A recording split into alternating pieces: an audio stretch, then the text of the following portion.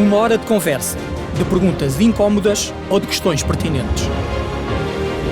Uma hora para saciar a curiosidade e divulgar as mais recentes descobertas científicas que impactam as nossas vidas e a sociedade. Uma hora que passa num instante. Uma hora de ciência com impacto. Sejam bem-vindos, o meu nome é Paulo Caetano e este é o podcast Ciência com Impacto. Nesta terceira temporada temos uma parceria com a Marinha Portuguesa que nos acolhe nos seus espaços mais emblemáticos. O nosso convidado de hoje é Pedro Almeida. Pedro, muito obrigado por teres vindo. O Pedro Almeida licenciou-se em Biologia em Recursos Faunísticos e Ambiente em 89 pela Faculdade de Ciências da Universidade de Lisboa. Concluiu o seu doutoramento em 96, ainda em Biologia, no ramo da Ecologia e Biosistemática, e finalmente especializou-se em Biologia de Peixes, na pesca e nas comunidades piscícolas, em Biotelemetria Aquática e na gestão e conservação dos recursos naturais. O Pedro também recebeu diversos prémios relacionados com os projetos de investigação que vamos falar ao longo dos próximos minutos, e publicou quase 100 artigos em revistas científicas, como autor ou coautor, além de 4 livros, 13 capítulos de livros e diversas outras publicações científicas ou de divulgação. Nos últimos 10 anos, participou em mais de 30 projetos científicos. É atualmente vice-diretor do MARE, o Centro de Ciências do Mar e do Ambiente, e é professor associado com agregação na Universidade de Évora. Pedro, mais uma vez, obrigado por teres aceito o nosso convite e estar aqui connosco. Muito obrigado. E a começar, se calhar, esta nossa conversa pelos teus principais interesses de investigação, que são os peixes diádromos. Penso que é assim que se diz. Antes de avançarmos, queres explicar a quem nos segue o que é que são estes peixes? Muito bem. Isto é um grupo especial de peixes, são peixes migradores, têm uma característica que os distingue dos outros, é porque eles obrigatoriamente têm que concluir o seu ciclo de vida entre 2 meios distintos. Normalmente o rio e o mar, as pessoas identificam-nos assim. Existem em Portugal 2 grupos, ou 2 subgrupos, na circunstância, os anádromos e os catádromos. E nesses primeiros foi onde tu te especializaste? Vamos falar mais à frente Sim, deles. Exatamente, os anádromos, e dentro dos anádromos há um que as pessoas imediatamente percebem e identificam o ciclo de vida, que é o salmão. Portanto, toda a gente já viu documentários em que vê a migração do salmão. E os ursos à espera deles para fazer o banquete. Os predadores, sejam os ursos já em água doce a capturarem-nos, sejam as orcas, enfim, na entrada do estuário, ou os leões marinhos, o que seja. Portanto, e essa espécie nós temos em Portugal, essencialmente no Minho e no Lima, mas depois temos outras mais emblemáticas naquilo que é, enfim, o nosso país e as nossas enfim, usos e costumes, que é o caso, por exemplo, do sável e da lampreia marinha, que são também espécies anádromas, portanto, que obrigatoriamente têm que se reproduzir em água doce, não têm qualquer outra hipótese. Ou seja, nascem na água doce, passam a idade adulta no mar. Correto. E regressam ao rio onde nasceram para se reproduzirem e muitas vezes morrerem. Exatamente. O ciclo de vida... Bastante. Exatamente. É porque cada uma destas espécies tem ciclo de vida, enfim, próprios, não é? No geral é isso, ou seja, anádromo significa nasce em água doce, tem um período de desenvolvimento que podem ser uns meses, mas também podem ser anos, em água doce, e depois então faz uma migração trófica para o mar, onde passa mais algum tempo até que atinge o estado adulto e regressa, não necessariamente ao mesmo rio, à mesma bacia hidrográfica. Os salmonídeos, em particular o salmão, têm essa característica, é o chamado homing, em que eles regressam essencialmente à subbacia onde nasceram. Onde eclodiram, aliás, mas o caso, por exemplo, das lampreias marinhas não é assim. Elas efetivamente regressam, como, enfim, dos estudos que fizemos, e não só nós, mas outros colegas, elas no mar não se dispersam demasiado e, portanto, têm alguma fidelidade geográfica. E regressam à bacia próxima, ou à bacia onde eclodiram anos antes. A lamprey em particular, enfim, muitas pessoas desconhecem, tem uma fase larvar muito mais longa do que a fase adulta, que é o contrário da maior parte dos vertebrados. Fica essencialmente enterrada no sedimento, nos rios, durante 4 a 5 anos, aqui à nossa latitude, e depois tem uma metamorfose e faz a migração para o mar, já, enfim, como juvenil. Tem uma designação que são as macroftalmicas, porque tem o olho muito desenvolvido, e nessa altura começa então a alimentar-se, porque são hematófagas, portanto são parasitas externos de outros peixes, começam-se a alimentar até logo no estuário. Normalmente o primeiro alvo são as tainhas, e depois então vai para o mar, onde fica, enfim, 1 ano e meio, 2 anos, e regressa. O sábio, por exemplo, já é um bocadinho ao contrário, já tem um ciclo mais curto em água doce, são uns meses, e depois vai para o mar, onde fica também, enfim, 4 anos, 5 anos, e regressa. O meixão é o quê? O que é que nós chamamos de um meixão? Isso são as espécies catádromes, ou seja, isso é enguia. As espécies catádromes em Portugal, nós temos a enguia, que é o ex libris, não é? Que se vai reproduzir basicamente ao mar de Sargassos do outro lado do Atlântico. Portanto, tem uma migração extensíssima. Mas nascem nos nossos rios? Não. Nasce no mar de Sargassos. Depois tem uma migração de vários meses, enfim, na fase plantónica, até chegar às nossas costas e também no norte da África. E aí, enfim, vai sofrendo metamorfoses. E quando chega à nossa costa, tem essa designação de meixão ou enguia de vidro, ou angula, que angula, sim. Angula também, e que infelizmente continua a ser capturada ilegalmente na maior parte dos nossos rios. Sim, nos estuários, no Tejo, acontece com exatamente, são centenas de artes de pesca que são extremamente lesivas, não só para a enguia, mas em particular para todo o resto do ecossistema, porque matam basicamente. Mas já vamos tudo. falar então dessas ameaças. Exatamente. E só para concluir esta parte, dizendo que outra espécie catádroma muito importante no nosso país são as tainhas do muge, que a maior parte das pessoas não lhes dá muito valor. Não fazia ideia que eram. Elas fazem a mesma migração, só que não vão para o mar de Sargassos, ficam aqui mais perto da costa, portanto aí fazem uma migração reprodutora, reproduzem-se relativamente perto da costa, depois regressam, e na circunstância os juvenis então ficam a crescer nos estuários e depois fazem uma migração para a água doce, que no Tejo, antes das barragens, chegava à Espanha. Portanto, isso são toneladas e toneladas. Passam o resto da vida adulta na água doce, a não ser quando depois precisam de se reproduzir e voltam a sair, é isso? Água doce e estuário, porque elas são mais plásticas em termos de adaptação à salinidade e vão fazendo esta migração. Elas vão à água doce, sobretudo a partir da primavera e verão, para usufruírem, enfim, dos boomos em termos fitoplanctónicos. Exatamente. Portanto, é uma estratégia que elas utilizam e agora imaginem o que é a quantidade, são milhões de animais, então, são milhares de toneladas de peixe, efetivamente, que fica disponível em água doce e que teve origem, enfim, alguns deles até na zona estuarina, onde ganham mais biomassa. E a enguia, portanto, quando ultrapassa essa fase do meixão, continua a subir os cursos dos rios? A enguia tem a parte inicial da migração de meixão, faz uma primeira incursão até às zonas inferiores do estuário e água doce, e depois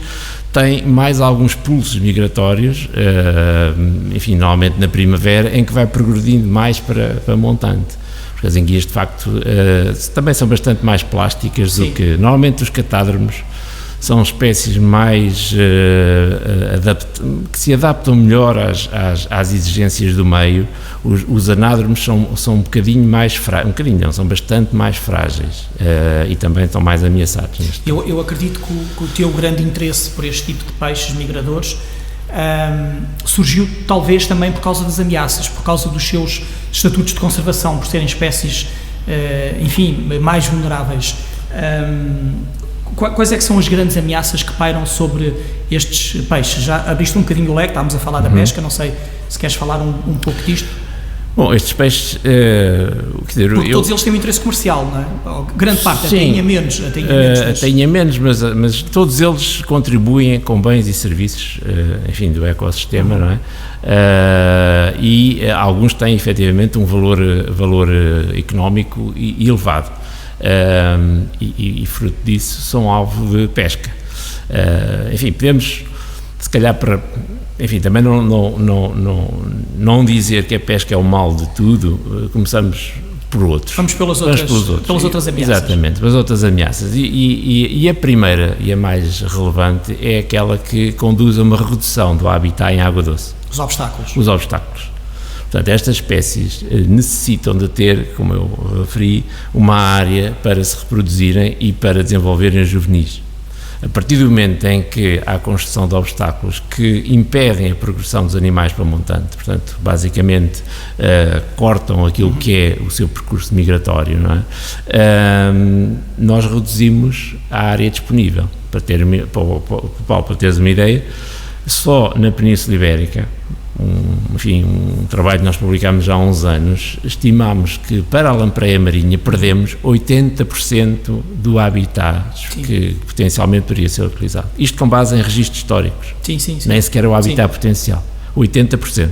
Estamos a falar aqui de diques e barragens, acima de tudo. Enfim, barragens, as grandes barragens são o maior obstáculo, são intransponíveis, mas a partir de 1 metro de altura, a maior parte dos peixes não tem capacidade de transpor, a não ser em situações, enfim, de água mais torrencial, eventualmente. Sim, embora haja por vezes uma ideia errada, que é quando há muita água os peixes sobem os rios. Não é bem assim, porque uma enxurrada a corrente é forte também. Claro, a corrente é forte, traz muitos detritos e os animais não se vão expor a riscos, e para normalmente até se abrigam e depois então tentam progredir. Mas é claro, depois barragens a partir dos 4, 5, 6 metros, a partir daí é inevitável que é uma barreira intransponível. Outra questão é a poluição, enfim, generalizada. Nós assistimos há uns anos aqui no Tejo o que é que aconteceu. E isso é dramático.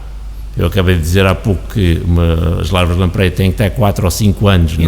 Exatamente. Portanto, estamos a falar de 4 ou 5 coortes que estão a crescer, e uma situação de poluição aguda destrói todo esse recrutamento. Portanto, isso depois tem reflexos em termos daquilo que é a pesca passado alguns anos. Depois, tudo aquilo que são a artificialização dos leitos e dos rios, das margens também, e todas as intervenções que são feitas no leito, por exemplo, a exploração de inertes ou dragagens de, enfim, manutenção, ou o que quer que seja, isso destrói, obviamente. E as praias fluviais, que agora é uma moda de norte a sul do país? As praias fluviais têm o pecado original de precisarem de um açude. Pois, claro. E não é só, exatamente, e quem sofre não são só estas espécies migradoras, mas as outras também que fazem migrações, enfim, eventualmente menos vistosas, mas também têm que ter essa continuidade longitudinal. As barragens são de facto um problema. E depois temos a questão da pesca. E a pesca é talvez o impacto que é exercido sobre estas populações há mais tempo. Pedro, então antes de irmos à pesca, porque se calhar merece uma reflexão maior, ainda neste tipo de obstáculos, deixa-me, eu sei que grande parte do teu trabalho está muito relacionado com a minimização destes impactos, com a tentativa de ultrapassar estes obstáculos, mas antes de te perguntar sobre isso, queria-te questionar sobre outra questão, que é, muitas das nossas barragens já têm muitos anos, já têm mais de 50 anos, em muitos casos já ultrapassaram o seu período de vida. Não é possível destruir alguns desses obstáculos porque, na verdade, já não estão a ser úteis e já não fazem sentido? Efetivamente é, e há a nível global neste momento enfim, não posso dizer que seja um movimento, porque não é um movimento, mas é uma iniciativa de eliminação daquilo que são obstáculos obsoletos, barragens obsoletas e outros obstáculos, e existem milhares, no nosso país, aqueles pequenos açudes que antigamente eram construídos para regularização para no fundo direcionar o caudal para um moinho que já não existe, que já não está a funcionar. Não existe, mas o obstáculo ficou lá. Exatamente, o obstáculo ficou lá. E tudo isso são no fundo, formas que impedem ou que reduzem a tal continuidade longitudinal do rio, que é essencial, e as pessoas têm que perceber isso, de uma vez por todas. Nós não podemos olhar para os nossos rios apenas como estruturas hidráulicas, e é isso que tem acontecido no nosso país há décadas. E achas que essa mentalidade não está a mudar? Não está a mudar. Aliás, veja-se o que é que está a acontecer pelo país, não é? As pessoas não entendem como é que deve ser feita a gestão. A gestão tem que ser feita de forma integrada. É absolutamente essencial garantir aquilo que são a qualidade ecológica das nossas bacias hidrográficas. Não podemos olhar para as nossas bacias hidrográficas apenas como reservatórios de água. Sim. Portanto, isso tem estado a acontecer. Um exemplo paradigmático é pensar-se que em pleno século XXI, em 2021, aliás, passado 20 anos já do início do século, está-se a propor construir aquilo que é designado a ponta sul do Rio Novo do Príncipe, no Voga, em plena rede Natura, com cerca de 6 metros de altura, Portanto, continuamos a cometer os mesmos erros. Não, pior. No passado cometiam-se erros, enfim, ou decisões erradas por ignorância. Neste momento, não, porque há conhecimento, as pessoas estão avisadas e o Ministério do Ambiente está avisado para a situação. E essa barragem que se está a pensar fazer ali, em plena rede Natura, pasme-se, não tem uma passagem para peixes. É uma barragem que vai ser feita no estuário. É impressionante, de facto. Não, é mais do que impressionante. Sim, é incompreensível como é que neste momento... mais, isso não pode ser criminoso? Ou seja, não há legislação, não digo nacional, mas eventualmente internacional, a que se possa recorrer para se travar esse tipo de iniciativas? Vamos lá ver. A lei obriga que qualquer infraestrutura hidráulica que seja construída no leito do rio tenha que salvaguardar o movimento dos peixes, a migração dos peixes. Está na lei. Portanto, e em particular nesta situação temos que ser muito cautelosos. Porquê? Porque se os animais não transpuserem essa barragem, não têm habitat para se reproduzirem a jusante, porque é no estuário. Claro. Querem um exemplo do que é que acontece? Vão até ao Douro. Costuma-lhe ver, está no estuário. O que é que aconteceu às populações de peixes migradores do Douro? Desapareceram. Claro. Portanto, não é preciso, de facto, ir muito... não é preciso sair da nossa fronteira para perceber. Para perceber os erros que foram cometidos. Mas o que é inaceitável é quando é pedido que reformulem o projeto contemplando um dispositivo de passagem. As tais minimizações que vamos falar com já vamos falar. E do lado de lá, a resposta é vai-se construir e depois logo se vê os impactos. Claro. Isto não faz sentido. Isto é a descredibilização do Ministério do Ambiente. Claro. Na minha opinião, é um erro brutal. Porque Portugal, se se avançar neste sentido, está em contraciclo com a Europa. Com tudo o que proclama. Com tudo aquilo que proclama. Tudo. Nós não podemos, como eu já ouvi o Sr. Ministro do Ambiente dizer que as barragens não são a solução de tudo, e depois pactuar-se com uma coisa destas. Isto não faz sentido. Claro. Portanto, nós não estamos aqui a envergar nenhuma camisola de radicalismo. Não. É pedir o cumprimento da lei, não é? Cumprimento da lei. Está-se nos mínimos. E utilizar. E já que está... E ainda bem, enfim, naquilo que é hoje em dia o reconhecimento, que o conhecimento científico é essencial para se tomarem decisões apoiadas em conhecimento, então use o conhecimento científico que existe em Portugal. E se não quiserem usar o conhecimento científico em Portugal, basta irem para o estrangeiro e vão buscar especialistas, mas não cometam este erro. Porque este erro tem consequências a nível ecológico, e a nível socioeconómico, porque vai ter impactos brutais naquilo que é a pesca comercial desta espécie. Não só no Voga, mas nas bacias adjacentes, designadamente no Mondego. E, portanto, nós temos aqui uma situação, não é, hoje em dia, de, por um lado, estamos a investir imenso em recuperar aquilo que são os habitats desta espécie, em gerir a pesca. Em Portugal, nos últimos 20 anos, foram investidos mais de 10 milhões de euros na conservação e na gestão destas espécies. E não podemos deitar tudo isso a perder. Tudo a perder por um açude que custa 7 milhões de euros. Claro. Quando tem um projeto de LIFE, que é o LIFE Águeda, em curso nessa bacia, que vai investir 3,5 milhões de euros, ou 3,6, em soluções precisamente para mitigar obstáculos que lá estão. Eu sei que essa foi uma das tuas áreas que nos últimos anos estiveste a trabalhar, a bacia do Mondego e a bacia do Águeda, e estiveste a trabalhar precisamente neste tipo de soluções. Correto. Que é encontrar mecanismos de minimização. Fala-me lá como é que se pode contornar, depois podemos falar sobre a sua eficácia ou não, mas como é que se pode controlar esse impacto negativo que os açudes e as barragens causam? Como é que... A solução de transposição de peixes para montante de barragens não é particularmente complicado. Exige conhecimento da espécie, do seu comportamento, das características da infraestrutura e do local de implantação, mas não é particularmente complicado. Porquê? Porque estes animais têm aquele estímulo para migrarem. Portanto, eles fazem tudo para passar eles fazem tudo para passar o obstáculo.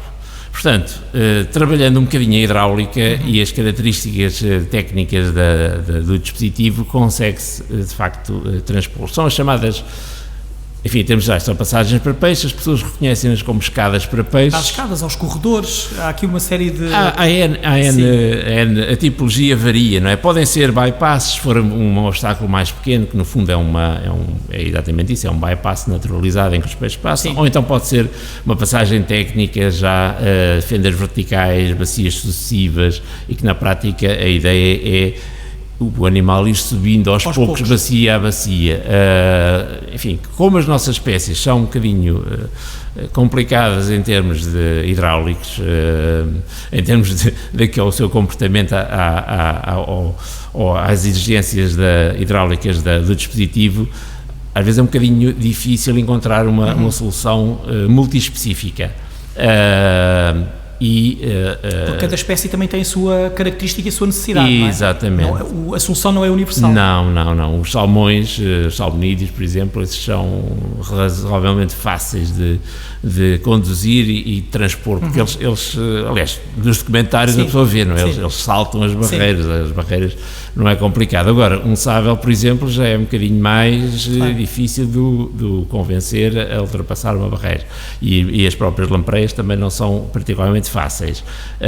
E acresce que são animais grandes, portanto um sábel pode ter 4, 5 quilos, uma lampreia pode ter mais de 1 metro, e portanto uma das coisas que é preciso fazer são normalmente estes dispositivos têm que ser com dimensões apreciáveis, como aquela que está em Coimbra, não é? Coimbra é o Ex Libris a nível nacional e tem tido imensa projeção a nível internacional também. Foi construído pela Agência Portuguesa de Ambiente, teve o nosso apoio em termos de técnicos científicos, e por ano ali passam mais de 1 milhão de peixes. Portanto, as passagens são eficazes?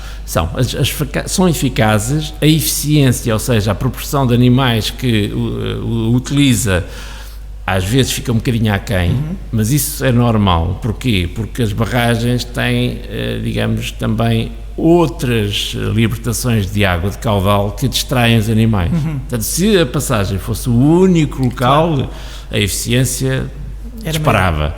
Como há outras, é normal, não é? O animal fica distraído, mas passam. É diferente passar para montante da barragem e para jusante da barragem, porque na verdade os migradores precisam de fazer os dois sentidos, não é? Claro, ora aí está, Paulo, perfeito. Esse é o calcanhar daquilo disto tudo, é porque a solução a solução do problema não termina quando se garantiu, no fundo, a passagem do animal para montante. Claro. O animal tem que completar o ciclo de vida, como disseste bem, ou seja, ele tem que regressar ao mar, e aí é que a coisa complica de sobremaneira. porque o estímulo da migração para jusante não é exatamente o mesmo. Okay. Um animal que chega a uma albufeira perde o estímulo que tinha em termos do caudal, não é? Da corrente. Sim. Portanto, e para encontrar um sítio de passagem, não é? De passagem e, sobretudo, um sítio de passagem que não lhe cause danos, é um problema. Porque a maior parte desses animais, qual é a melhor solução que encontram? As turbinas. Pois. E aí temos e facto, morrem, não é? Morrem, normalmente ficam maltratados. Sim. E acabam por, não digo que a mortalidade seja 100%, mas ficam muito maltratados. Sejam os juvenis, no caso das espécies anádromes, sejam os subadultos, no caso da enguia, que ainda é pior, não é? Ainda por cima é um anguiliforme, portanto o corpo esguio, comprido, passar numa turbina não lhe dá particularmente... Não lhe dá saúde. Não lhe dá muita saúde, não.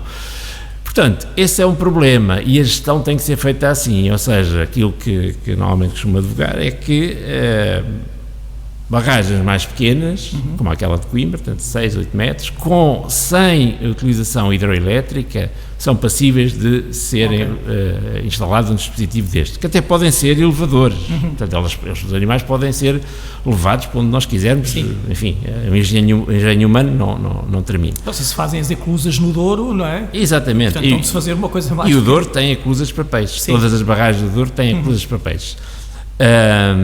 A questão é, nessa situação, estar a transpor animais para montante dessas albufeiras, dessas barragens, das grandes barragens, não é? Barragens com 70 metros e mais.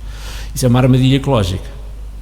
Porque os animais vão, eventualmente até poderão encontrar locais de reprodução, que não são as albufeiras, atenção, têm que encontrar afluentes ao curso principal com características para se reproduzir, mas depois têm que fazer o percurso inverso. E, portanto, aquilo que, enfim, tem sido a nossa estratégia, aquilo que nós temos aconselhado a fazer, é que nessas grandes barragens, efetivamente, não se construam dispositivos de passagens para peixes, porque os animais não vão... Depois não conseguem passar para o outro lado. Para os anádromos não é solução. Mas, em contrapartida, pode-se optar por uma outra coisa, que é, no fundo, restaurar o habitat em subbacias a jusante, à séria. Não é... Portanto, eles ficam-se por ali e depois disseminam-se pelas... Exatamente, que é, no fundo, aquilo que nós estamos a fazer no Life Águeda. O Águeda e o Alfesqueiro, que são afluentes do Voga, nós estamos, de facto, a recuperá-los. E qual é, no fundo, o feito último de tudo isto? É que essa subbacia funciona ali como um reservatório. Como se terminassem ali a migração, não é? Exatamente, e mantendo essa população ou essas populações viáveis durante o tempo de vida da barragem. E alguém vai dizer, mas isso pode durar 150 anos. Pois pode, mas a nossa ideia é não perdermos essas populações. Pode pôr em risco, por exemplo, a exploração comercial, pode, porque efetivamente são áreas mais pequenas e os animais, depois o recrutamento não é tão forte. Mas não perdemos a espécie, não se extingue. Sim. Como aconteceu com o esturjão em Portugal, que se extinguiu. Provavelmente por ação da pesca. Também era um migrador.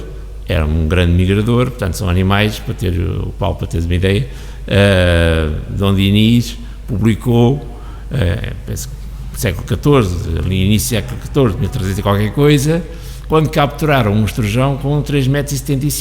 Sim, incrível. Eu vi um exemplar, enfim, bem grande, no Museu de História Natural de Coimbra, capturado no Tejo no século XIX, e lembro-me, daqui a uns 20 ou 25 anos atrás, numa entrevista que fiz com um pescador do Guadiana, dele ser miúdo e de se lembrar de ver esturjões no Guadiana. Sim, foi dos últimos sítios, foi dos últimos, foi o Guadiana e o Tejo. E os esturjões existiam essencialmente nos grandes rios, tanto Guadiana, Tejo e Douro. Mas esse eu estou convencido, embora não há provas documentais, estou convencido que nós destruímos a população há muitos séculos. Com um animal com 3 metros não tem a mínima hipótese. A partir do momento em que começámos a utilizar redes e outras artes de pesca, não tem a mínima hipótese. Portanto. Pedro, mas voltando só, antes de avançarmos para a pesca, este trabalho que vocês estão a fazer na Bacia do Mondego pode ser replicado noutras áreas aqui em Portugal? Ou seja, essas boas práticas que vocês encontraram ali podem ser replicadas e, se sim, O que é que falta? Dinheiro, sensibilidade das autarquias e dos decisores políticos? Qual é a tua opinião sobre isso? Pode e deve. Aquilo é um projeto piloto, no fundo, que nós estamos a implementar na realidade há 20 anos, portanto, com os estudos científicos de base, não é, que nos deram a embalagem para depois fazer propostas, algumas delas ousadas, é verdade, aquela passagem de peixe custou 3,5 milhões de euros e até à data não havia em Portugal uma demonstração inequívoca de que funcionavam. Portanto, foi ali uma situação um bocadinho... Há uma passagem de peixe que vocês fizeram, não sei se é para as enguias, que tem uma espécie de pelos, ou que, não é? Exatamente. Conta-me lá o que é lá isso. Está, essa em particular. Essa é exclusivamente para as enguias. Sim. Essa é uma chamada escada para enguias, ou uma passagem para enguias. E é simples, aquilo é uma calha, tem umas sedas de... umas sedas de material plástico, parece quase um tapete, e depois há um fiozinho de água que vai correndo, e é o suficiente porque as enguias têm de facto uma capacidade de progredir e de negociar e ultrapassar obstáculos incrível. Mas precisavam dessa rugosidade? Precisam, porque elas conseguem, enfim, subir as rampas, algumas têm quase 45 graus de inclinação, e elas conseguem, vão no fundo ondulando entre as cerdas e vão subindo, basta ter ali aquele fiozinho de água, aquela atração. Claro. E elas sobem. Essa passagem é muito longa, tem várias rampas e um animal pode levar mais de 7 horas a fazer esse percurso todo, mas funciona, ou seja, é de facto extremamente eficiente. Nós estamos a pensar em instalar algo semelhante no Voga, mas numa perspectiva, lá está, de as capturar e depois, no fundo, fazer uma translocação, mais uma vez para o Águeda, para reduzir as densidades, porque a enguia tem uma particularidade: densidades elevadas dão origem a machos. E isso é um problema em termos de gestão do recurso. Lá está, como é que a redução do habitat pode influenciar na própria biologia da espécie. E induz uma resposta falsa de densidades elevadas. E o resultado, menos biomassa desolvente e depois a situação que nós temos atualmente com a enguia. Portanto, voltando à questão do Mondego e a replicar, sim, deve ser replicado. Aliás, é o que estamos a fazer no Voga. É preciso perceber que no Mondego, além do restauro do habitat, da construção das passagens, etc., foi feito um trabalho de compatibilização dos usos. Isso é muito importante, ou seja, para proteger estas espécies nós não excluímos nem impedimos qualquer outra atividade para não gerar mal-estar entre as comunidades próximas. Porque temos que ser realistas, nós temos que aproveitar aquilo que é o lado positivo de tudo, porque se vamos entrar em conflito não vale a pena, portanto vamos nos desgastar. As coisas correndo bem em Portugal levam pelo menos 10 anos a acontecer. Se for com conflitos não temos tempo de resolver nada. Portanto, temos que ser, de facto, pragmáticos e inteligentes nas abordagens. E o Mondego demonstrou isso. Envolvemos municípios, envolvemos, por exemplo, a Confraria da Lamprete na Cova, envolvemos as autoridades, que é fundamental, porque são eles que fazem a fiscalização do furtivismo e também da pesca profissional, obviamente, de alguma, enfim, situação menos legal. Envolvemos a administração toda, que faz a gestão da pesca em água doce e também na parte marítima. Envolvemos os pescadores, que é absolutamente essencial, não é? Trabalhar com eles, encontrar soluções todos os anos, dá muito trabalho, é desgastante, temos que reunir as pessoas, já se sabe, defender os seus interesses, embora tenham evoluído muito. Mas os seus interesses também, se o bicho desaparecer, os seus interesses ficam mais prejudicados do que nunca. Com certeza. E, portanto, há aqui, na verdade, um conjunto Com certeza, e foi um bocadinho essa sensibilização que nós fizemos, de explicar que, efetivamente, o objetivo, e sempre foi o meu objetivo, e da equipa que eu coordeno, nós não nos focámos apenas na conservação das espécies, porque isso é uma má decisão. Pode ser contraproducente. Sim. Aquilo que nós pretendemos e estamos a trabalhar para é garantir a exploração responsável e sustentável do recurso. E com a recuperação que fazemos do habitat e a gestão da pesca, conseguimos aumentar os efetivos, no fundo contribuir para o rendimento do pescador, mas também para a manutenção da espécie, não é? E a manutenção da espécie, porque mais peixes é bom para toda a gente, é bom para todos. Portanto, e esse foi o trabalho que foi feito, e neste momento já o exportamos para o Voga, onde estão exatamente a mesma lógica, inclusivamente com a valorização do produto, que são selos de origem, em que nós... Que é muito interessante. Muito importante e extremamente importante, porque no fundo diferencia aquilo que é capturado em Portugal, por exemplo, do que é importado de França. E sabes que foi capturado com respeito pela natureza, num projeto integrado de respeito. Exatamente. Não é? E não é uma simples predação. Não, exatamente, não é uma pesca feita sem regras e predadora, não é isso. Portanto, e as pessoas e os pescadores, deve também ser dito isso, eles têm sido extremamente colaborantes. Portanto, nós temos sugerido e têm sido implementadas uma série de medidas que são restritivas, como por exemplo defesos de 10 dias, sem artes na água, sem redes nenhumas na água. Portanto, durante 10 dias eles não estão a tirar rendimento. Normalmente tento que esses 10 dias coincidam com o pico de migração, enfim, percebe-se porquê, não é? E é uma forma deles, no fundo, verem algum reconhecimento e terem algum retorno do seu esforço. E esse selo de origem, de facto, nós neste momento temos isso implementado no Mondego e no Voga, e os pescadores aderiram muito bem. Significa, claro, que é um peixe, para ter o selo, tem que passar pelo circuito oficial, em termos de comercialização. E isso também é importante. Que é no fundo, uma garantia, não é? É uma garantia de qualidade para o consumidor. Porque aquilo passando pela lota, não é? Pela DOCA Pesca, tem, enfim, condições de ser depois comercializado, em segurança. E ao mesmo tempo, é uma forma de nós termos acesso a registros fidedignos. Porque ninguém faz gestão da pesca, ninguém faz com dados falsos. Claro que sim.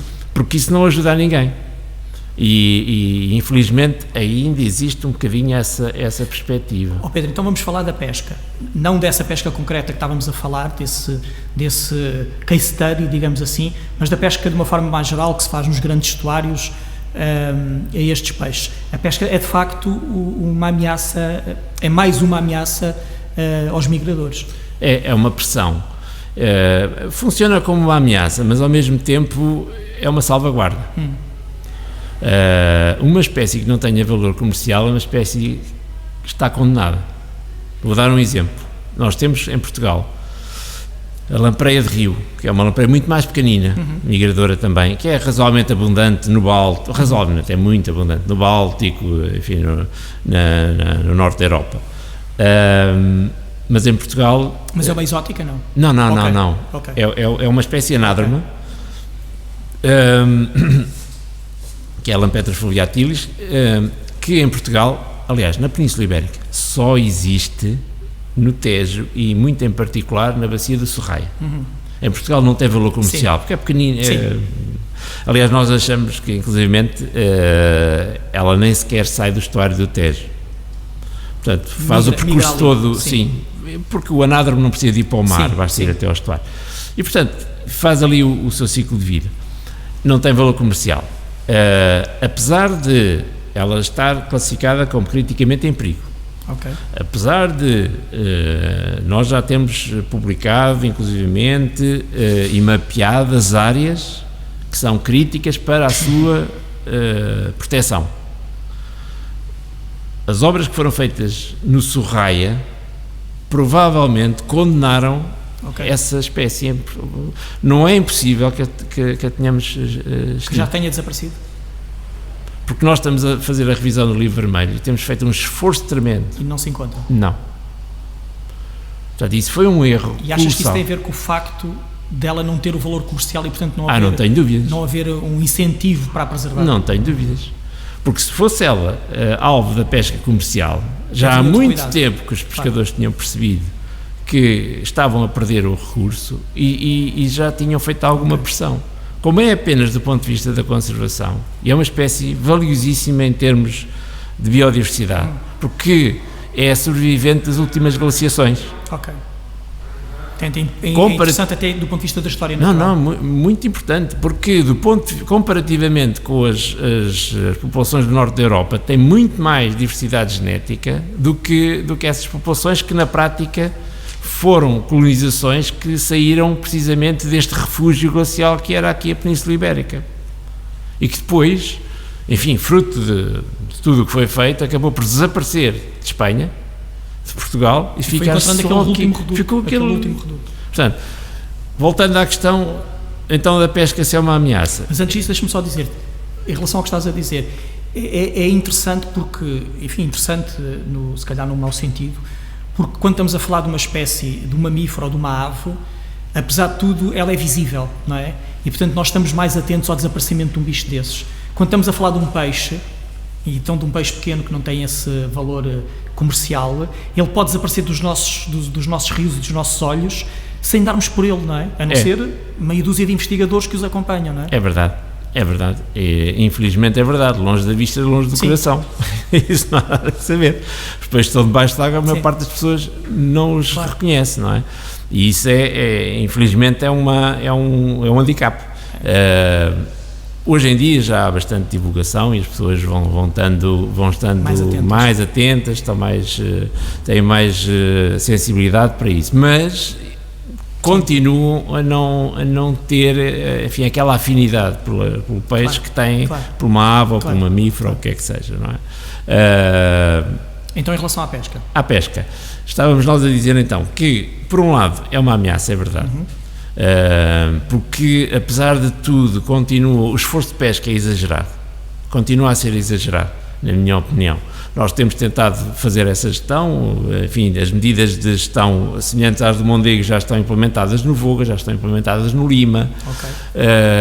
Sabemos que é uma boa forma de no fundo, intervir, porque os próprios pescadores solicitam que sejam... Porque o seu trabalho também é valorizado. Exatamente, e que sejam implementadas estas medidas noutros locais. E isso significa que estamos a fazer qualquer coisa bem. Claro. Portanto, porque apesar de tudo estamos a restringir e as pessoas acham que mesmo assim que devem acompanhar este processo. Mas, efetivamente, nós temos aqui um problema. E porquê é que isto é um problema? Porque estes animais, o seu comportamento de aproximação às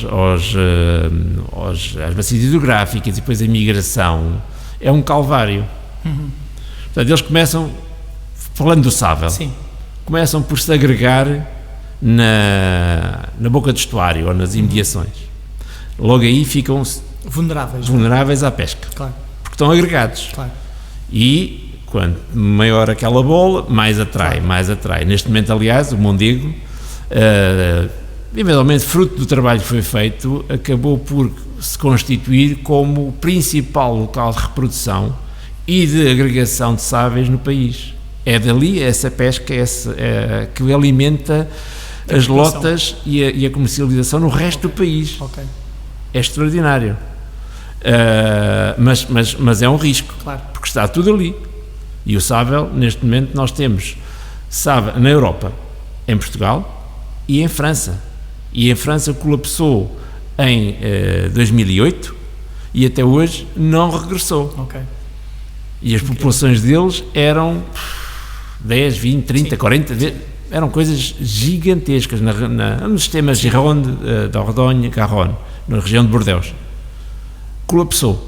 Portanto, eles pararam a pesca em água doce naquela região e até hoje ainda não regressou. Em Portugal, portanto, dizia eu, eles agregam-se no mar, começam a ser capturados. Claro. Depois entram no estuário, continuam a ser capturados. Depois passam para a água doce, continuam a ser capturados. Portanto, às vezes é um milagre. Como é que algum consegue? Alguns chegaram ao local de reprodução. Se for uma espécie que não morre logo após a reprodução, porque algumas morrem, como é o caso da lampreia e a maior parte dos cháveis, se tiver que fazer o percurso inverso, tem que passar por isto outra vez. Portanto, nós temos aqui uma situação, de facto, em que, mas não é só com a pesca dos diádromos ou dos anádromos, neste caso em Portugal, é com a pesca em geral.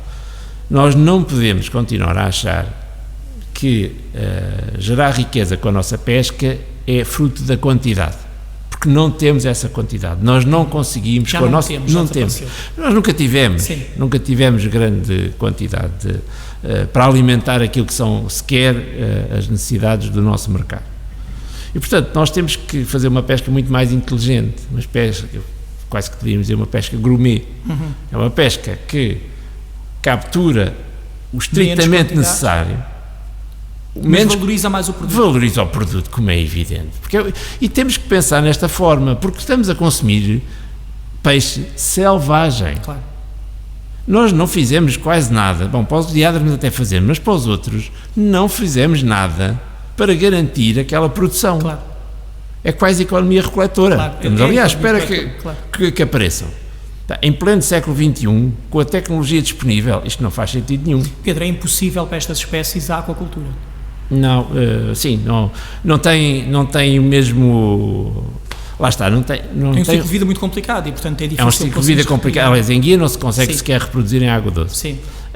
O sável e a lampreia, se ficarem o sável, sobretudo, se ficar acantonado, mantém populações, viáveis.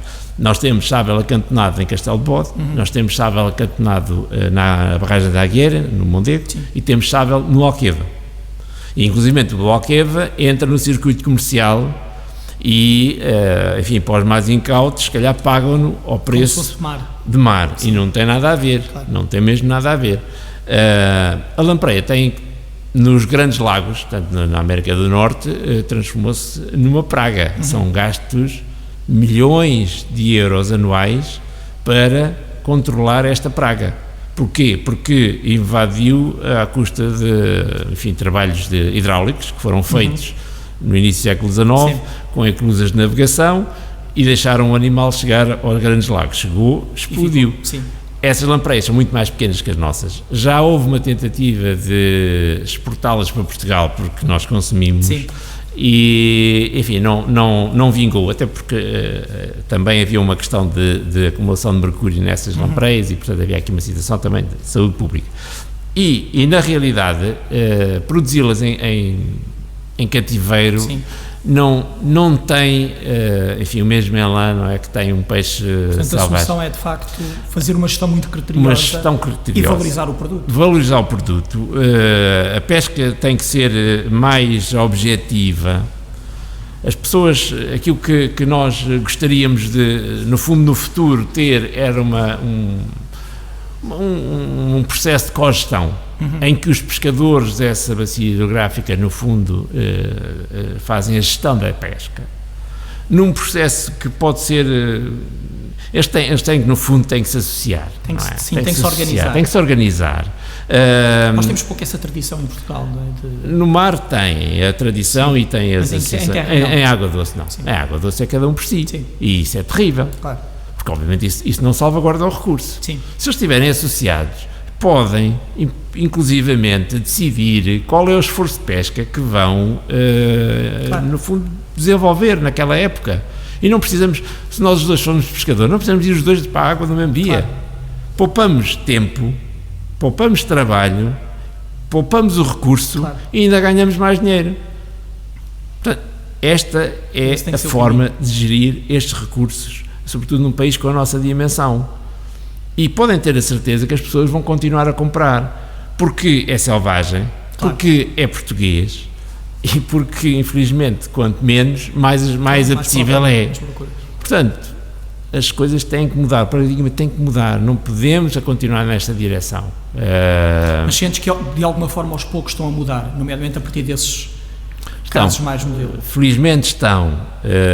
Se calhar não com a celeridade que se queria... Não, isto, aqui não há, infelizmente, acelerar não se consegue. Isto não é um processo fácil. Porquê? Porque Isto que nós temos estado aqui a conversar, exatamente, remover um obstáculo é uma dor de cabeça. Tem desde o proprietário, passando pelas questões de licenciamentos, etc. Tudo é muito complicado, tudo em Portugal é muito complicado. É preciso determinação, é preciso, obviamente, a pessoa ter algum amor à causa e, sobretudo,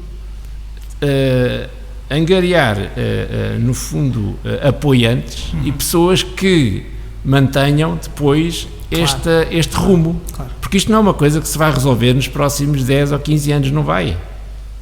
E esse é que é, eventualmente, aqui o calcanhar daquilo, ou o problema é que, neste momento, as pessoas que connosco estão as pessoas do IPMA, as pessoas da DGRM, as pessoas da APA, as pessoas do ICNF, são pessoas que, ao longo destes anos, têm acompanhado o processo e, enfim, estão imbuídas do mesmo espírito e estamos a trabalhar todos no mesmo sentido. Eu não sei o que é que acontece quando todas estas pessoas saírem de cena. Quando esta geração sair.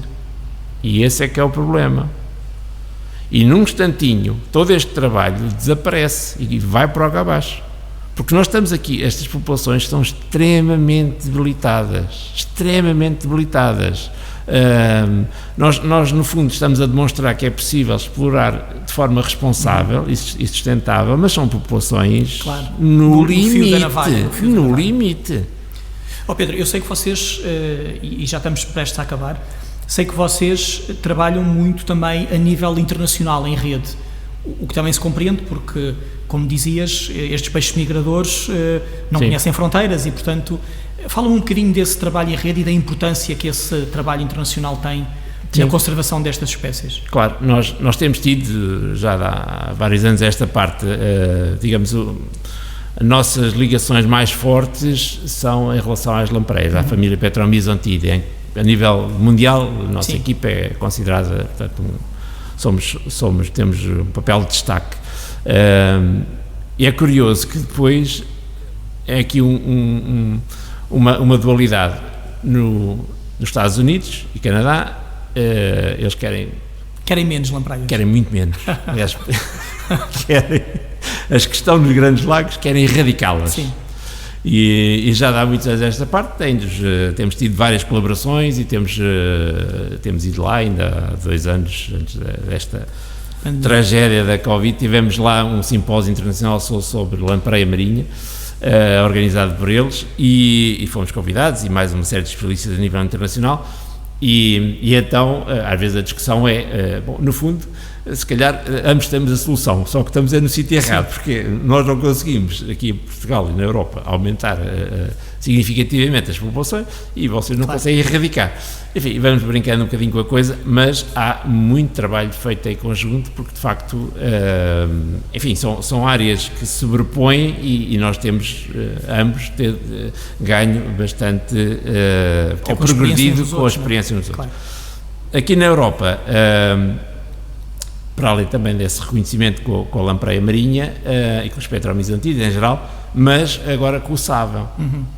Porque a partir do momento em que a população francesa colapsou, não é? O foco está todo aqui. Sim, tem sobretudo ficado muito interessados nesta nossa forma de gestão, que não é ainda formal, mas no fundo é como está agora prevista na nova lei, uma espécie de comitê de cogestão informal, mas tem funcionado razoavelmente bem. Apesar de tudo, temos tido bons resultados. Os franceses têm algo semelhante, mas depois parece-me que esses comitês de cogestão, a coisa não está bem oleada. Há ali muitas divergências, sobretudo entre os pescadores e os cientistas, ou seja, é uma visão errada da aplicação do processo e deste modelo de gestão. Curiosamente, depois aqui nas Ilhas Britânicas, como têm muito pouco, ainda estão numa ótica só de proteção, criação de zonas especiais de proteção, etc. Portanto, nós de facto aqui, neste momento, temos uma responsabilidade acrescida, temos uma situação complicada porque as alterações climáticas estão a pressionar muito tudo isto, porque as espécies estão num limite sul de distribuição. Okay. E tudo isto que está aqui a acontecer está a colocar ainda mais pressão sobre as nossas espécies e nós estamos de facto a ficar preocupados. As lampreias, por exemplo, nestes últimos anos a migração tem sido fraca. Okay. E não era suposto. Este ano, por exemplo, do ponto de vista global em termos ambientais, era excelente, com o que choveu, tudo perfeito. E não mas as alterações climáticas de alguma forma estão a... Nós achamos que há qualquer coisa que está a acontecer no mar que de facto está a alterar ou a distribuição ou a aumentar a mortalidade dos animais no mar.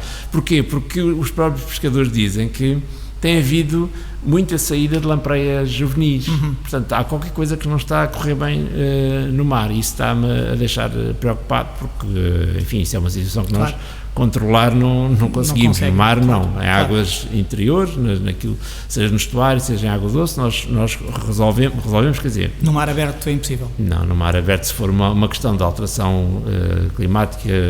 global. Bom, é muito difícil de contornar e, no fundo, resolver esse problema. Pedro, muito obrigado por esta longa conversa. Foi quase uma lição, para mim, certamente, espero que para quem nos ouviu, sobre peixes migradores, que é fascinante, todos nós os conhecemos, eu fiquei a saber muito mais sobre isso. Muito obrigado pela partilha, obrigado pelo alerta que nos deixaste aqui sobre a vulnerabilidade que estas espécies estão a ter. E Ciência com Impacto despede-se, regressa daqui a uma semana com um novo tema e um novo convidado. Muito obrigado. Ciência com Impacto é um projeto que conta com o apoio da Bondalti, a maior indústria química portuguesa.